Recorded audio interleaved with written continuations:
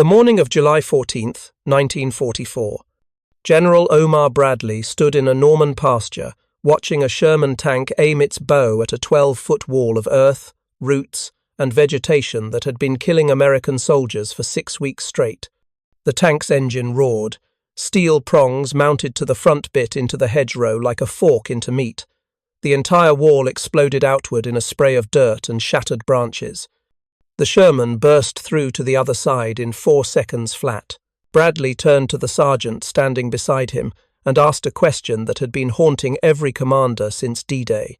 Why didn't we think of this sooner? If you're enjoying this deep dive into the story, hit the subscribe button and let us know in the comments from where in the world you are watching from today. The hedgerows of Normandy weren't just obstacles. They were killing fields engineered by centuries of French farmers who'd piled stones from their fields along property lines, creating earthen berms that grew into impenetrable barriers topped with dense vegetation. By June of 1944, the German Wehrmacht had turned every single one into a fortress. Here's the problem that kept murdering American tankers. A standard M4 Sherman tank weighed 33 tons and relied on sloped frontal armor to deflect enemy fire. That armor worked brilliantly when the tank fought on level ground. But these Norman hedgerows averaged 4 feet high at their base, rising to 15 feet with vegetation. When a Sherman tried to cross one, physics became a death sentence. The tank would nose up the earthen embankment, treads clawing for purchase, engines straining against 33 tons of steel trying to climb a near-vertical slope. At the apex, the tank would teeter, belly exposed, gun pointed uselessly at the sky. For 3 to 5 seconds, the Sherman's underside, armoured with less than an inch of steel, became a perfect target for any German soldier with a Panzerfaust or 88mm gun. The belly armour on a Sherman couldn't stop a determined infantry assault with hand grenades. Against purpose-built anti-tank weapons, it was tissue paper. German troops learned to wait in the hedgerows with their weapons trained on the exact point where American tanks would crest the embankment. They'd watch the Sherman struggle up, wait for that moment when the belly swung into view, and fire. Between June 6th and July 10th, 1944, the 1st U.S. Army advanced 20 miles through the Norman bocage. They paid for those 20 miles with 40,000 casualties. 40,000 men killed, wounded, or missing for a distance a car could cover in 25 minutes. The hedgerows turned modern mechanized warfare into a medieval siege, one field at a time. Infantry learned to hate the hedgerows for different reasons. Every field became a separate battle. You couldn't see into the next pasture. You couldn't coordinate with units 50 yards away. German machine gunners would dig fighting positions directly into the earthen berms, creating overhead cover that protected them from artillery, while giving them perfect fields of fire across the small enclosed spaces. American doctrine emphasized mobility and firepower. Tanks were supposed to break through, exploit gaps, race into the enemy's rear areas. In Normandy, there were no gaps. There were only walls, hundreds of them, stretching for 50 miles of countryside. Tank commanders found themselves restricted to narrow, sunken lanes where their armour advantage meant nothing. A single German soldier with a Panzerfaust could ambush an entire column. The numbers from the Battle of Saint-Lô tell the nightmare story. Between La Haye-du-Puits and Lessay, American forces counted 1,000 men killed per kilometer of advance. The capture of Montcastre cost 5,000 casualties. The 79th Infantry Division lost 1 soldier every 3 meters during the fight for the village of Montgardon. Combat engineers tried solving the problem with explosives. They'd pack C2 charges against a hedgerow, blow a gap, and hope the tanks could push through before German artillery registered on the explosion. It worked once or twice. Then the Germans learned to pre-position their weapons to cover any gap that appeared. The explosions became dinner bells announcing the next American advance. Some units tried bulldozers. The M4 Sherman dozer variant mounted a standard Caterpillar D8 blade on the bow, keeping the 75mm gun in the turret while adding earth-moving capability. Eisenhower called them a godsend. The problem was supply. The army had maybe 24 dozer tanks in all of Normandy by early July, 24 machines to support an army of hundreds of thousands trying to claw through bocage country. The shortage created a tactical bottleneck. Infantry divisions would request dozer tanks to carve paths through hedgerows, then wait hours or days for the overworked machines to arrive. Meanwhile, German defenders used that time to reinforce positions, lay more mines, adjust their artillery pre-plots. Every delay cost lives. Tank crews improvised. Some units welded railroad ties to their bow plates, creating makeshift battering rams. The ties would splinter after a few impacts. Others tried mounting extra steel plate at angles to act as earth plows. The additional weight threw off the tank's balance and made steering unpredictable. Lieutenant Charles B. Green of the 747th Tank Battalion spent a week experimenting with salvaged materials. He built a massive pair of prongs from railroad ties and angle iron, mounted them to a Sherman's bow, and discovered they worked, sort of. The prongs could punch through thinner hedgerows but shattered against the ancient, root-bound barriers that made up most of the bocage. What nobody had figured out was a solution that met 3 requirements. First, it had to work on the existing Sherman chassis without major modifications. Second, it needed to be cheap and fast to produce using materials available in Normandy. Third, it had to actually penetrate the hedgerows instead of just pushing them aside. Sergeant Curtis G. Culin didn't set out to solve this problem. He was a reconnaissance tanker with the 102nd Cavalry Reconnaissance Squadron, 2nd Armored Division. His job was scouting, not engineering. But on an afternoon in early July, he attended a bull session where soldiers were griping about the hedgerows and throwing out ideas. Someone suggested using flamethrowers to burn through the vegetation. Another soldier proposed chemical defoliants. A tank commander wondered if they could requisition mining equipment from back in England.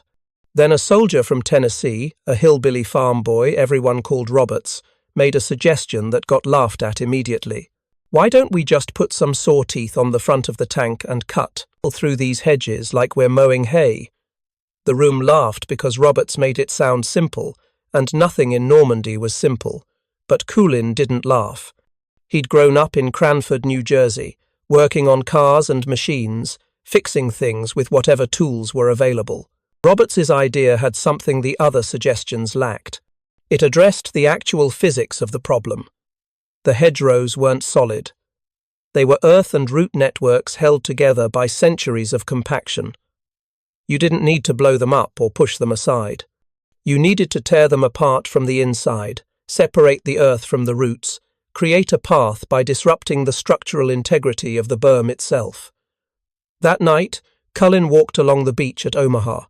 The sand was still littered with German defensive obstacles, steel beams welded into crosses and angled barriers designed to rip the bottom out of landing craft. The Americans called them Czech hedgehogs and Belgian gates. Thousands of them had been scattered across the invasion beaches, and thousands more sat in piles, waiting to be scrapped or hauled away. Culin looked at one of the Belgian gates. It was made from heavy steel I-beams, welded together in an X pattern, each beam maybe 4 feet long and 4 inches thick. The Germans had manufactured them from high-quality steel because they needed to withstand the impact of landing craft travelling at speed. That same quality steel, Culin realized, could withstand the impact of hitting a hedgerow at 10 miles per hour. He found a work crew with cutting torches and explained what he needed. They looked at him like he was crazy, but they were bored, and cutting up German beach obstacles sounded more interesting than sitting around. They spent an evening torch-cutting steel beams, creating lengths of 4 feet each, sharpening the ends into rough points. If you find this story engaging, please take a moment to subscribe and enable notifications. It helps us continue producing in-depth content like this. The next morning, Culin convinced a tank crew to let him weld his contraption to their Sherman's bow. He didn't file paperwork. He didn't request permission. He just grabbed a welding rig and went to work. The final assembly looked like a set of tusks or horns, 4 steel prongs mounted horizontally across the front of the tank, angled slightly downward. The geometry was critical. When the tank hit a hedgerow, the prongs would bite into the earthen berm below the vegetation line, where the roots were thickest. As the tank drove forward, the prongs would rip through root systems, tearing apart the structural foundation of the hedgerow, while the tank's weight and momentum did the rest. Instead of climbing over the obstacle, the Sherman would plough straight through it. Culin's first test happened on a random hedgerow outside the village of La Chapelle-en-Jouga. The Sherman driver lined up perpendicular to the barrier, revved the engine, and pushed forward at walking speed. The prongs hit the earthen berm and dug in. The tank kept moving. Vegetation exploded upward and outward. Dirt sprayed in all directions. The Sherman burst through to the other side in less than 5 seconds, engine never straining, belly armour never exposed. Culin ran the test again. Same result. The prongs tore through the hedgerow like it wasn't even there. The physics worked because Roberts had been right about the fundamental problem. These barriers weren't solid walls. They were networks of earth and root that could be disrupted with focused force applied at the right angle. Word spread through the 2nd Armoured Division in a matter of hours. Other maintenance sergeants came to look at Culin's modification. They took measurements, borrowed his design, started cutting up their own Belgian gates. Within days, a dozen tanks in the division were running around with improvised hedge cutters welded to their bows. The unofficial field modifications caught the attention of Major General Leroy Watson, commanding the 2nd Armoured. Watson was a by-the-book officer who'd normally shut down unauthorized equipment changes immediately. But he'd also been watching his men die in hedgerow country for 6 weeks. He told his staff to let the modifications continue and scheduled a demonstration for higher command. That's how Omar Bradley ended up in a Norman pasture on July 14th, watching a Sherman tank blow through a hedgerow like it was made of sea. Bradley stood there, watching the demonstration with his arms crossed, calculating. He'd been planning Operation Cobra, the breakout offensive that would finally punch the First Army through German lines and into open country. But Cobra required tanks to move fast through hedgerow terrain. Without a solution to the hedgerow problem, Cobra would bog down just like every other offensive had since D-Day. Bradley turned to Culin. "How many of these can you make?" Culin did the math in his head. The invasion beaches were covered with thousands of tons of German steel obstacles. Every Belgian gate and Czech hedgehog could be cut apart and reformed into hedge cutters. The work required cutting torches, welding equipment, and teams of men who knew which end of a torch to hold. Materials weren't the problem. Labour and time were. "As many as you need, sir," Culin said. "We just need ordnance companies and welding crews." Bradley made the decision on the spot. He ordered Colonel John Medaris from the Army Ordnance Department to organise mass production. Medaris flew back to England that afternoon and started pulling together welding teams and equipment. Bradley also sent word to every ordnance company in Normandy. Strip the beaches of German obstacles, cut them up, start welding. The production operation became one of the largest field modifications in military history. Ordnance companies set up welding stations just behind the front lines. Tank crews would drive their Shermans to these improvised factories, wait an hour while welding teams attached the hedge cutters, then drive back to their units. The entire process took 60 to 90 minutes per tank. Engineers refined Culin's original design. They standardized the prong length at 48 inches, optimized the angle of attack to 30 degrees, and added reinforcement welds at the stress points. The final version used 4 prongs mounted horizontally, each made from a single German I-beam cut to length and sharpened at the end. The cost per installation was negligible. The steel was free, salvaged from German defences. The labour was free, performed by ordnance companies as part of their regular duties. The only expense was welding rod and electricity to run the torches. Total cost per hedge cutter ran about $12 in materials and maybe 3 man-hours of skilled labour. By July 20th, 100 tanks had been modified. Bradley set a target of 500 hedge cutters installed before Operation Cobra launched. Ordnance companies worked around the clock to meet the deadline. They almost made it. When Cobra kicked off on July 25th, approximately 475 tanks were equipped with what soldiers were now calling Rhino cutters, or simply Rhinos. Bradley issued one critical order. No Rhino-equipped tank was to be used in combat until Cobra launched. He wanted the modification to remain secret. German intelligence was good. If word got back that American tanks had solved the hedgerow problem, German commanders might adjust their defensive tactics or reinforce positions that had been considered impassable to armor. The secrecy directive created an absurd situation. Tank crews had a weapon that could revolutionize hedgerow combat, and they couldn't use it. They sat in assembly areas watching infantry get chewed up in hedgerow assaults, while their brand new hedge cutters sat idle. Discipline held because Bradley made it clear that any unit using the Rhinos early would be pulled from Cobra entirely. Operation Cobra was supposed to launch on July 20th, but got delayed by weather. Then it was rescheduled for July 24th and delayed again. The constant postponements tested everyone's patience. Bomber crews sat in England waiting for the weather to clear. Infantry dug foxholes and waited. Tank crews performed maintenance on their Rhinos and waited. Finally, on the morning of July 25th, 1944, the weather broke. At 0940 hours, the first wave of heavy bombers appeared over the German positions west of Saint-Lô. 1,500 B-17 seconds and B-24 seconds dropped 3,300 tons of high-explosive and fragmentation bombs on a rectangular target area, 5 kilometers long and 2 kilometers deep. The bombing was supposed to break the German defensive line, stunning survivors and destroying fortifications. It worked, mostly. The Panzer Lehr Division took the worst of it, losing entire battalions to the bombardment.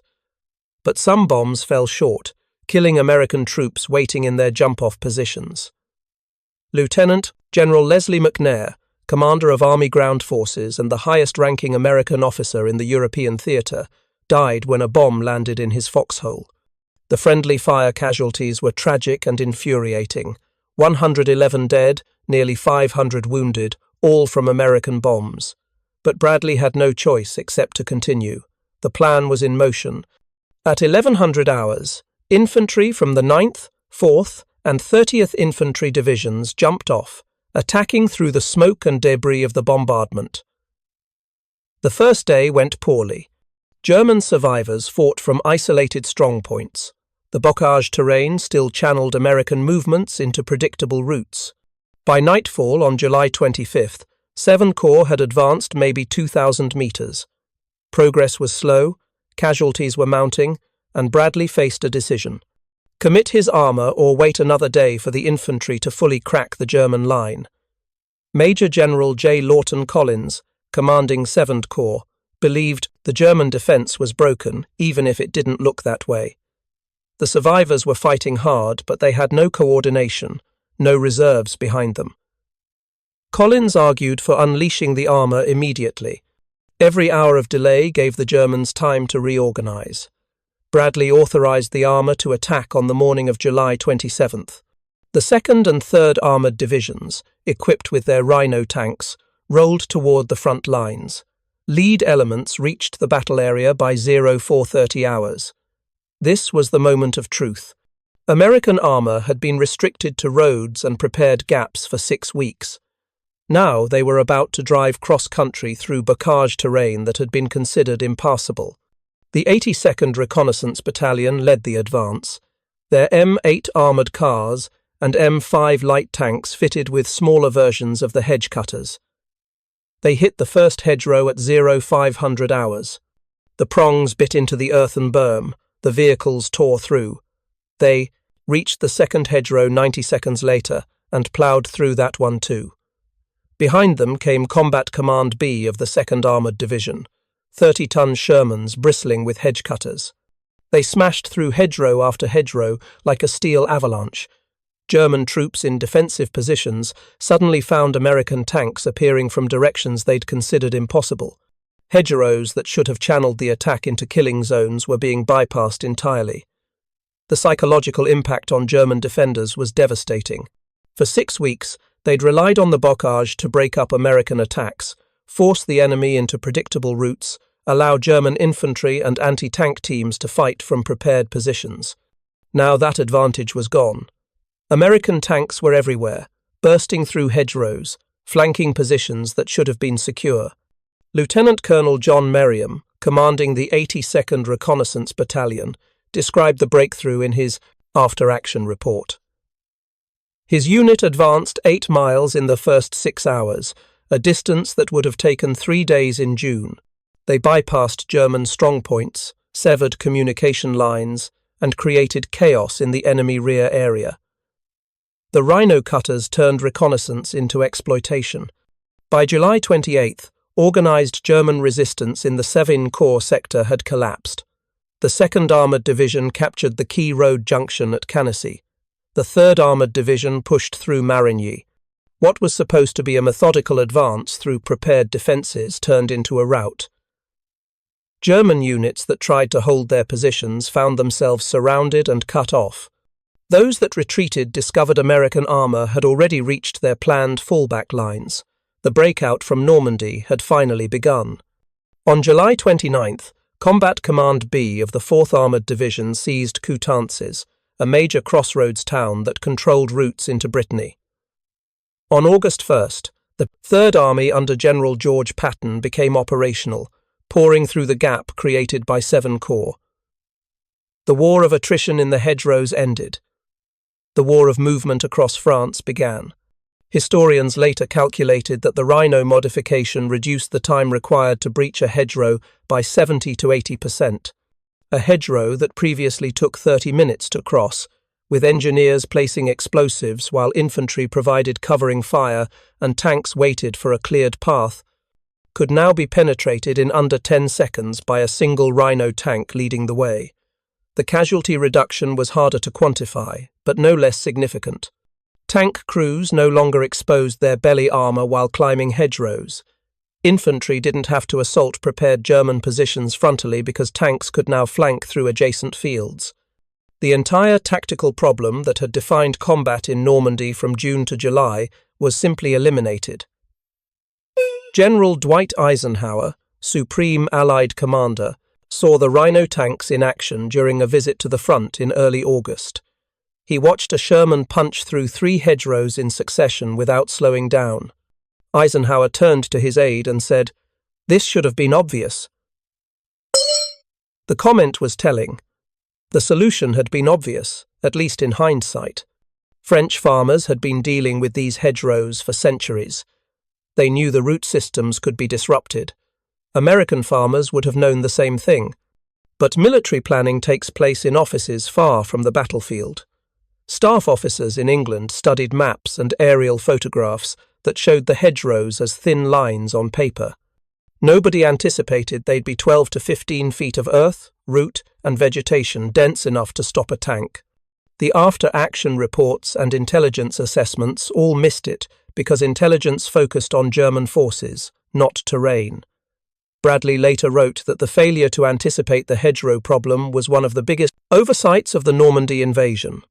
The Allies spent 2 years planning Overlord, studying every aspect of the German defences, calculating tide tables and beach gradients. They prepared specialised armour to deal with concrete obstacles and beach fortifications, but nobody thought to prepare for ancient farming practices. The irony was thick enough to cut with a hedge cutter. The solution came from a hillbilly soldier suggesting saw teeth and a New Jersey sergeant who actually built them. Not from West Point, not from staff colleges, not from the engineers and planners who designed all the other specialized equipment, just from a soldier who knew how to fix things and wasn't afraid to try. Curtis Culin was recommended for a Legion of Merit, which he received in August 1944. The citation praised his initiative and technical skill, but didn't mention specific details. The army was already moving away from talking about the hedge cutters too much because it raised uncomfortable questions about why they hadn't been available from the start. Culin tried to give credit to Roberts, the Tennessee soldier who'd made the original suggestion. He mentioned Roberts by name in interviews, insisted the idea came from him, but Roberts disappeared into the chaos of the war. Nobody ever found him for follow-up interviews. His first name isn't in any official records. He became a ghost, the forgotten man whose simple suggestions sparked the innovation that broke Normandy open. After Cobra, Culin went back to his regular duties with the reconnaissance squadron. He fought through France, Belgium, and into Germany. In the Hurtgen forest, he stepped on a mine that cost him his left leg. He was evacuated to England, then back to the United States. The war ended while he was still recovering. Culin married Bernice Enright in 1945. They settled in New York City, where he took a job as a liquor salesman for Shenley Industries. He didn't talk much about the war. When people recognized his name and asked about the hedge cutters, he'd shrug and say he was just doing his job. The real heroes, he'd tell them, were the guys who drove the tanks through enemy fire. The official history of World War II mentions the Rhino modification in a few paragraphs. Some historians call it overrated, arguing that bulldozer tanks and improved tactics were equally important. Others credit it with saving thousands of lives and turning the Normandy campaign from stalemate to breakout. The truth probably sits somewhere in between. The hedge cutters didn't win the war by themselves, but they solved a specific problem that was killing American soldiers and stalling the advance. They did it cheaply, quickly, and effectively, using materials that were literally lying around on the beach. In 1964, on the 20th anniversary of D-Day, President Eisenhower gave an interview to CBS correspondent Walter Cronkite.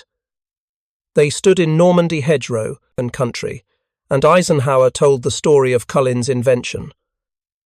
The biggest and happiest group in all the Allied armies that night, Eisenhower said, were those that knew this thing worked, and it worked beautifully. Curtis Culin died in November 1963 in Greenwich Village, Manhattan. He was 48 years old. The New York Times obituary was 4 sentences long and didn't mention the hedge cutters. Most of his neighbors didn't know he'd been one of the unsung innovators of the Normandy campaign. The 2nd Armored Division Museum at Fort Hood, Texas, displays one of the original Rhino cutters, 4 steel prongs welded to a section of Sherman bow plate. The metal is rust brown now, the welds rough and uneven, the whole thing looking exactly like what it was. A field expedient modification made by soldiers who needed a solution and didn't have time to wait for engineering boards and procurement committees. Next to the display is a small plaque. It mentions Curtis Culin by name and gives him credit for the invention. It also mentions a soldier named Roberts who suggested the basic idea. First name unknown, unit unknown, fate unknown. Just a hillbilly farm boy who saw the problem clearly and said what seemed obvious to him. Put saw teeth on the front and cut through the hedges. Sometimes the solution really is that simple. You just need someone willing to try it. Thank you for watching. For more detailed historical breakdowns, check out the other videos on your screen now, and don't forget to subscribe.